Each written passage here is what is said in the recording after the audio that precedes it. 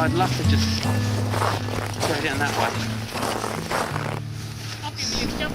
Slide down with ropes. If we had ropes, I'd do it.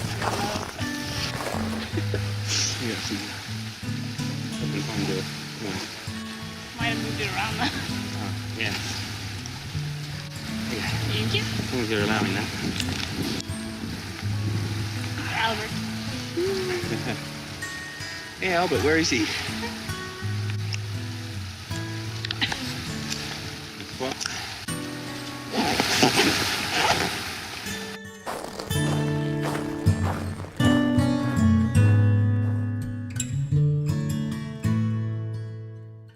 I've known Sana now for about 4 years.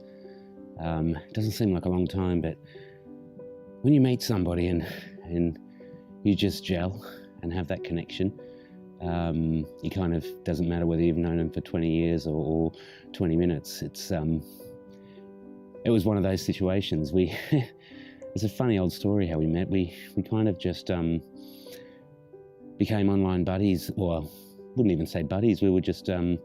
She saw me at a gig, and she's a big country music fan, and she started following me, and every now and then she'd comment on some of my work. I mean, she was a big Dierks Bentley fan and an Eric Church fan, and that was that. And it took, I think, a couple of years before we actually met in person.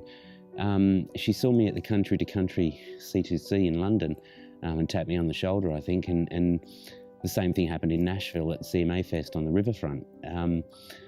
But we never really met up or anything, and we just kept in contact online. And in 2016, when I started doing all this outdoor stuff and heading to the mountains, I saw her slowly also filtering out some hiking, camping photos. I mean, she lives up in the north of Sweden, which is kind of at the southern end of Lapland, in a little town or village, I should say, which is snow-ridden from about October till March or April. And she used to come to London. That's dedication. She used to come to the UK every time, a big country artist would come over. And, she loved her country music. She loves it. And she sort of started commenting on the outdoors stuff that I was doing in early 2016 and my landscape photos and stuff before I even started getting to heading up the mountains. And that's kind of how we gradually started talking more and more. We then met properly in Nashville. I was over there to photograph a couple of artists and do some artist cover shoots and also attend a wedding in Alabama. And she happened to be at the same time, and it was the first real time we got to spend time together. And yeah, she's a great girl. She's good fun. She's like a sister to me, I mean, we hang out a lot whenever we can. We get along really well because we're very similar, with a similar outlook on life. We like the solitude, we like, the nature and getting out into the mountains. I mean, she loves the mountains, and we've subsequently done a pretty interesting adventure in the French Alps. And yeah, we just get along. There's no bullshit about Sana. She'll tell it like it is. She has put me in my place so many times, which I respect that. I'd much rather that than fluff, So most of the time, I'll have to say one thing about Sana. She is always right, and in her mind, and ultimately she ends up being always right, which is quite a testament for someone so young. She's an old soul, and that's what I really like about her. She likes the simple things, just like me. But she can be. She says to me a lot, I'm going to annoy the hell out of you, and she thinks of herself as the most annoying person in the world, and she can be annoying, but then we all can. I know myself, I can be one of the most annoying people in the world. But we get along, and we met and hung out, and she loved the whole concept of mountains. And after I got back from the States, after Red Rocks, and you know, she loves Eric Church, so she was a big fan, and I really wanted to tell her about my commission for that, but I couldn't. And we started talking about maybe going somewhere. We talked about going up Sweden's tallest mountain, which is Kebnekaise, around about the 2,000 metre mark. And the problem with that was that it's very difficult to access. Beautiful, I'm sure it would be beautiful, but it's in a very remote part of Sweden. It would require a long hike to get there, which, you know, we have no problem with. But when you're limited for time, because I had the commitment with the kids and that kind of stuff. So we researched and we found a mountain in the French Alps called Montbouet. It stands at 3,099 metres, so you're talking at about just over 10,000 feet. But it's in the French Alps, and we had a crazy adventure. You know, we both flew into Paris. So many stories that came out of that adventure. The flight was delayed. We missed our car rental because it was closed, so we had to sleep at the airport overnight and wait for the morning. And then there was a problem with the car rental because it was the following day. We then had a 8 or 9 hour drive to the French Alps, and so many things happened along the way. My phone wouldn't work. I burnt my finger by trying to charge the phone with a USB. It just smoked. I smashed my phone when I was trying to do a selfie star jump, I think it was. We had problems with the communication with the French, you know, ordering a quadruple strength espresso. I ended up with 4 espressos. So many stories. And we finally got to this most beautiful place called Six Fer à Cheval. I don't know if I pronounced that correctly, but it's in the heart of the French Alps. And we started this climb, this hike, really early. And I remember she was just like on a mission going up, and I was struggling to keep up with her. Obviously stopping for photos and all that kind of stuff, but it took forever. There was the running joke we had with it was that there was 139 summits. Every summit, everything we thought was a summit ended up just being a ridge, and it just took forever. But we got to a point at about 4:30, 5 o'clock, and we basically hit a rock wall, and thought, hang on a second, we can't go any further. And then we saw these fixed iron ropes on the rock wall. And I hadn't heard of via ferrata or anything at the time, which is what it was. And I just thought, okay, that's a nice avenue to get to the summit pyramid, to hit the summit. So off we go, holding onto these ropes with, these drops that go down into the valleys of the French Alps. And we just went up and up and up. And I'm talking holding these ropes. No harness, no carabiners, not clipped in, just holding the ropes. And probably in hindsight was one of the most, if not the most reckless thing we'd ever done, or I'd ever done. I'm sure she would agree. But we'd hiked for 9 hours. And we just felt we can't let it go now. And these ropes are, the via ferrata iron ropes were put in, to transport things pre-war days, and they were bolted in. They're bolted in like crazy. So you just have to rely on your own, believe in yourself that you can hold on. Wouldn't recommend doing it without harness or carabiners, but we did. It is what it is. We did, and we survived, and it was a learning lesson. And we got to the summit, and we looked over, and we could see the tip of the Matterhorn. We could see the Mont Blanc in all its glory, all the French and Swiss Alps, just beautiful all around us. It was just a stunning day, and it was hot too. And we just relished up there. We spent some time up there. It was just absolutely gorgeous. No snow.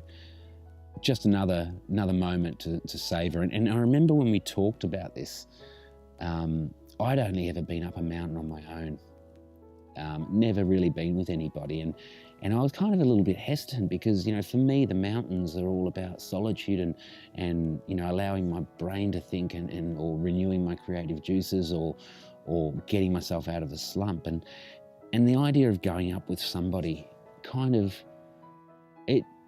I was hesitant.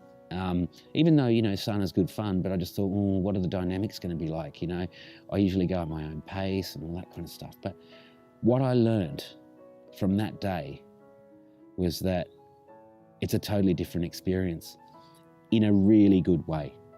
So it's opened up a whole new door for me because, I had the Everest Base Camp trek planned. So that was the other thing, there I'm with 8 or 9 people I'd never met. So I'd done this Montbouet in France with a friend.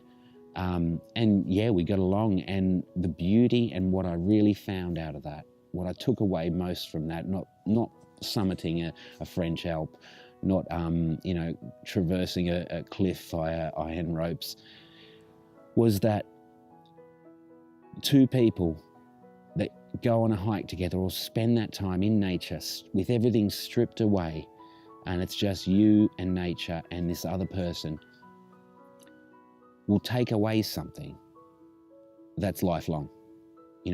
Memories that we made on that day, things we laughed about, the mountain goat that stared us down for and followed us for half an hour, the M&Ms that we found at the bottom, or the Maltesers that we found at the bottom of the backpack after not having eaten for 6 hours, and the elation we had drinking out of the river, little things like that probably don't mean anything to other people, and they might have a chuckle about it, but for us are things that we'll laugh about in 50 years time. Well, maybe not 50 years time, but in 20 years time. And that's a really special thing to take away when you spend time with somebody in a really stripped down environment, when you don't have mobile phones, you don't have laptops, you don't have TV, you don't have anything that is modern day slavery. You rely on each other, you rely on stories, you rely on jokes, you rely on each other's kind of personality traits that you learn from. You learn that everything's magnified in that environment, so you really enjoy the time that you spend together. And we got back down at about 10:30 p.m. or 11 p.m. So it was probably the longest hike that I've ever done. 6 a.m. to 11 p.m. was about 17 hours. And we got back down and nothing was open. Again, we wanted to celebrate, nothing was open. And I kind of got the hump. I was a bit pissed off with that. I just wanted to get out of there and find a McDonald's or something because I was starving, but I went to bed pretty pissed off that night because there was nothing I could eat. But looking back on it, it was a really amazing experience. Beautiful. I took away something new. I learned something else from the mountains, and what they can teach people. The fact that 2 people can really gel and connect more so without the distractions of modern day living. And we did, and we become really close friends probably since that time. We understand each other. We understand what our frustrations are. We understand our bad points, because when you're in that environment, you don't have anywhere to hide, basically.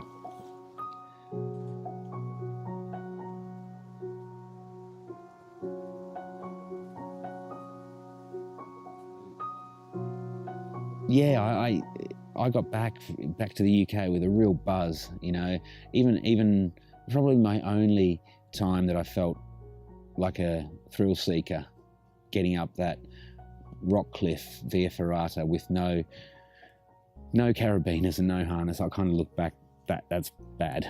But what I ended up discovering was that the Lake District in the UK does courses, and there are places in the Lake District where you can go and do half a day of proper via Ferrata, supervised and understanding the techniques of clipping in and clipping off and stuff like that. So I ended up doing that because I had this dream that had sort of hit me when I saw the beauty of an area in Italy and Austria, actually, that I'd heard of, and really just thought, wow, these places will offer some incredible vantage points for photography, and you get to do via ferrata, and you're up at 3,000 meters, and I'm talking about the Dolomites. I didn't really know what I was going to expect, but I tell you what, when I hit the Dolomites in September, I was blown away. Blown away. One of the most beautiful places on the planet in terms of landscape and scenery. I only scratched the surface too, because I had planned to do a mountain called Monte Civetta in the Dolomites, and you fly into Venice and you drive for about 2.5 hours up north towards Austria before you hit this, majestic landscape, like seriously unbelievable landscape that you won't ever see. These mountains are standalone mountains. So you see these villages in the valley below, and you see this big mountain towering over it, and it's almost like they're there to protect. It's just phenomenal. Anybody that wants to see Mother Nature in its glory, I would suggest booking a flight to Venice and having a look at the Dolomites. You don't have to climb them, you just have to go and see. But I was hell-bent on, heading up one of the Dolomites, Monte Civetta, one of the highest Dolomites, I think the 6th highest. They're all around about 3,300 meters. The tallest was Marmolada, but it had a glacier at the top, and I'd never done any kind of glacier crossing, hadn't been trained in it, so I erred on the side of caution. I took away something else from this day, climbing Civetta. I took something very, very important away from that time, and that was mountain smarts. And I'll explain that, because I'd previously, and this was probably my time where I started the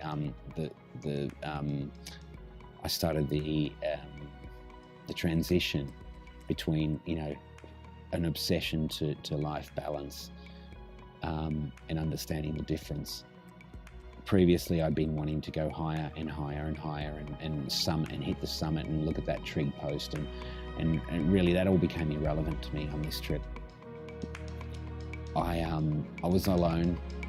I went up. There was nobody on the mountain. I mean, I may have passed a few people, but I was heading up this beautiful forest early in the morning. It was still summerish, late September, a nice time in autumn.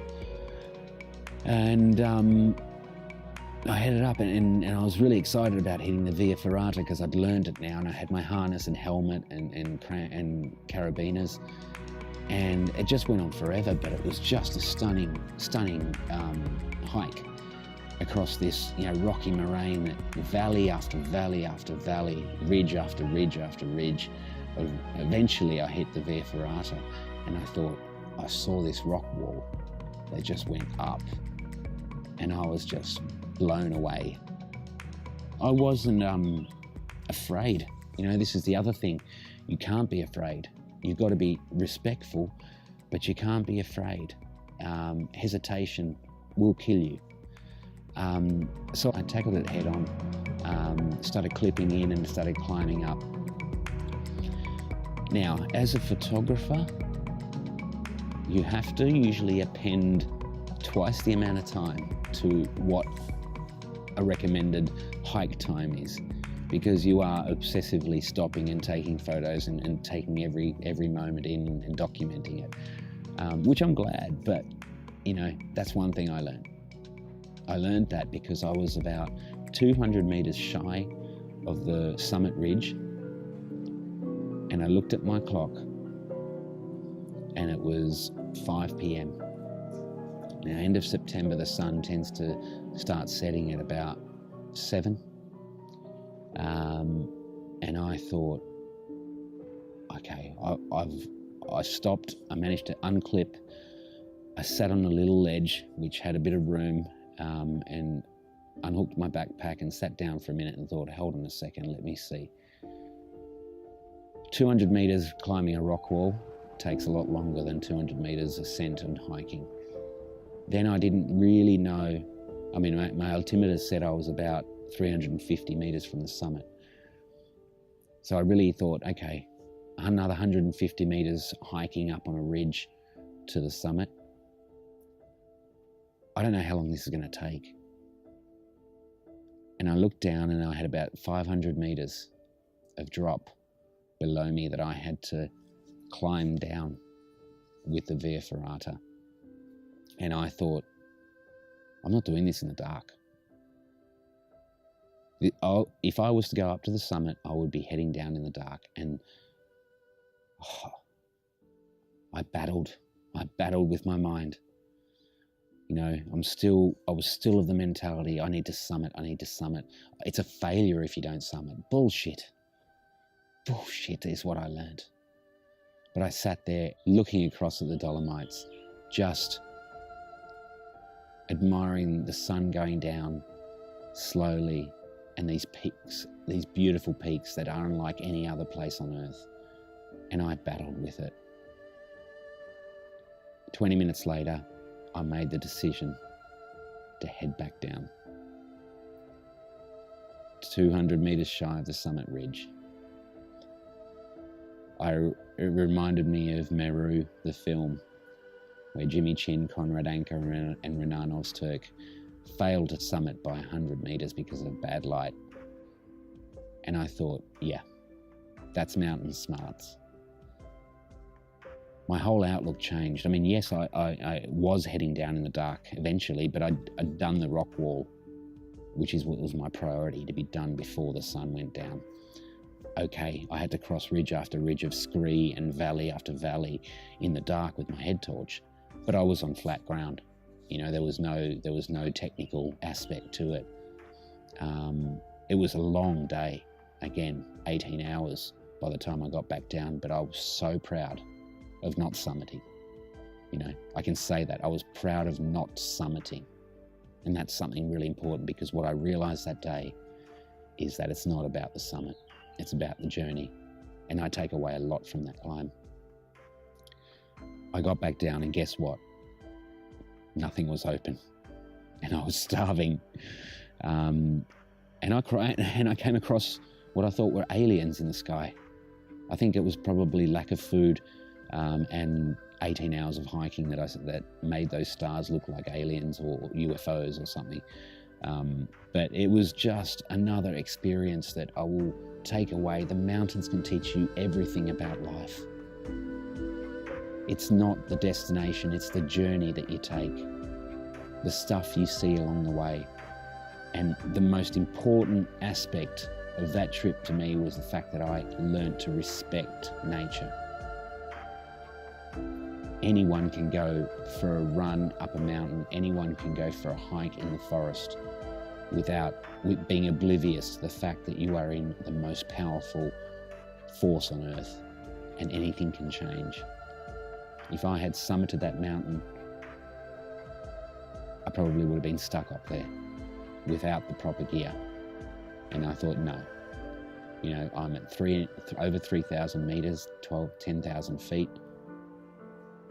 I don't have any kind of shelter. What happens if there's a storm? You know, I'm screwed. So I learned the art of respect that day, and I learned the art of understanding that a journey is so much more important than a summit or a final destination.